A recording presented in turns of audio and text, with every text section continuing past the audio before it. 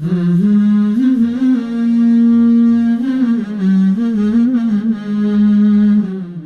you ever held back, not because you didn't have, but because you were afraid of losing? Afraid that if you gave, you'd have less. Less money, less energy, less love, maybe even less of yourself. And slowly, without realizing it, what tightened wasn't just your hand, it was your heart. And that's exactly where Allah begins His message. Because before stinginess shows up in what we give, it shows up in what we fear. So before we talk about actions, Allah asks us to look inwards. Because stinginess in the Quran, it's not a financial issue, it's a spiritual one. Allah subhanahu wa ta'ala says, وَمَنْ يُوقَ شُحَّ نَفْسِهِ فَأُولَٰئِكَ هُمُ الْمُفْلِحُونَ. And whoever is protected from the stinginess of their own soul, those are the successful. Allah doesn't say whoever has wealth is successful. He says whoever is protected from the stinginess of the soul. Meaning that stinginess doesn't come from poverty. It comes from the nafs, from fear, from insecurity, from a lack of trust in Allah. It's the voice that whispers, what if I need this later? What if I give and no one gives back? What if I end up empty? And slowly, fear replaces yaqeen. Trust weakens, and the heart begins to close. Which is why Allah doesn't leave us guessing. He shows us exactly how stinginess reveals itself. Allah subhanahu wa ta'ala says in the Quran, الَّذِينَ يَبْخَلُونَ وَيَأْمُرُونَ النَّاسَ بِالْبُخْلِ وَيَكْتُمُونَ مَا آتَاهُمُ اللَّهُ مِنْ فَضْلِهِ وَأَعْتَدْنَا لِلْكَافِرِينَ عَذَابًا مُهِينًا. Those who are stingy and enjoy stinginess on other men and hide what Allah has bestowed upon them of His bounties, and we have prepared for the disbelievers a disgraceful moment. Those who are stingy encourage others to be stingy and hide what Allah has given them of His bounty. Notice how stinginess is never private. It spreads. It normalizes withholding. It convinces others that giving is dangerous. You see it when giving feels heavy, even when you can afford it. You struggle to praise, support, or uplift. You forgive, but you keep score. You give, but you remind people later. You pull back emotionally to protect yourself. And you know what the most dangerous sign of all?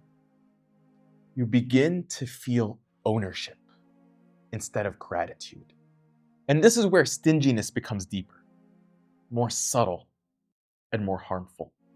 Some people aren't stingy with money at all, but they're stingy with warmth. Stingy with saying, I care, checking in, being present, apologizing, allowing themselves to be vulnerable. And Allah reminds us that generosity is not just material. The Prophet ﷺ said, اتقوا النار ولو بشق تمرة فإن لم تجدوا فبكلمة طيبة. Protect yourself from the fire, even with half a date. And if you can't find that, then with a kind word. A kind word is charity. Listening is charity. A smile is charity. Presence is charity. And sometimes stinginess isn't refusing to give. It's refusing to show up. And Allah shows us the opposite of this heart through people that He loved and He praised. Allah subhanahu wa ta'ala tells us about the Ansar in the Quran, and He describes them and He says, وَيُؤْثِرُونَ عَلَىٰ أَنفُسِهِمْ وَلَوْ كَانَ بِهِمْ خَصَاصَةٌ. They give preference to others over themselves, even when they themselves are in need. They didn't give because they had extra. They gave because they trusted Allah. They believed that what they give for Allah would never truly leave them. And that belief, that deep trust, is exactly what stinginess destroys. Which is why Allah warns us about what stinginess really costs. Allah subhanahu wa ta'ala says in the Quran, وَلَا يَحْسَبَنَّ الَّذِينَ يَبْخَلُونَ بِمَا آتَاهُمُ اللَّهُ مِنْ فَضْلِهِ هُوَ خَيْرًا لَهُمْ بَلْ هُوَ شَرٌّ لَهُمْ سَيُطَوَّقُونَ مَا بَخِلُوا بِهِ يَوْمَ الْقِيَامَةِ. Let not those who are stingy with what Allah has given them think it's good for them. Rather, it's bad for them. Stinginess promises safety, but delivers isolation. It hardens the heart, strains relationships, and slowly distances the soul from Allah. Because every time you withhold the fear, you forget who truly provides. But Allah never leaves us with a warning without opening a door back.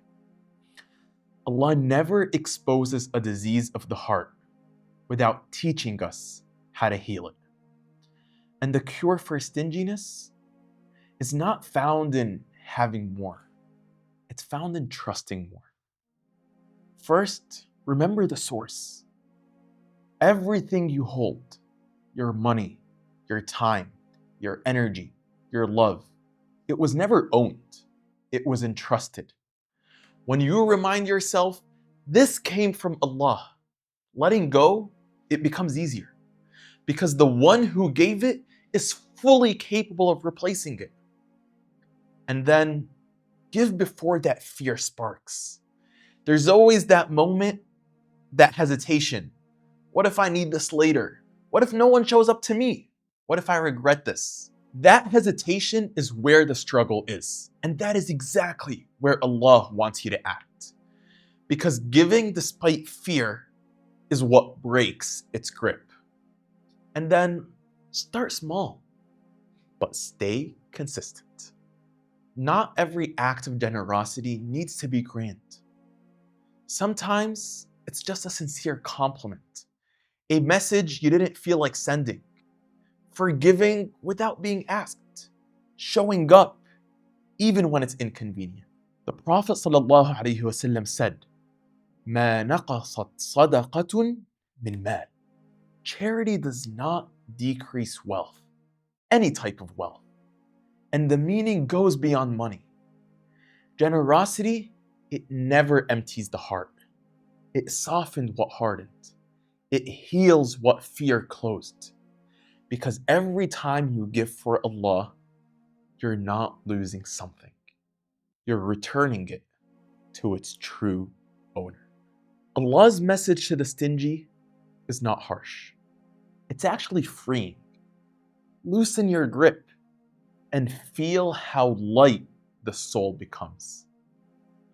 Trust that what flows through you will never leave you empty, because the Quran teaches us the truth. The heart that gives is never poor, and the hand that opens for Allah is never abandoned. So ask yourself, what am I holding back that Allah is asking me to release? Because generosity is not about what you lose. It's about who you become. And Allah is calling you to become free.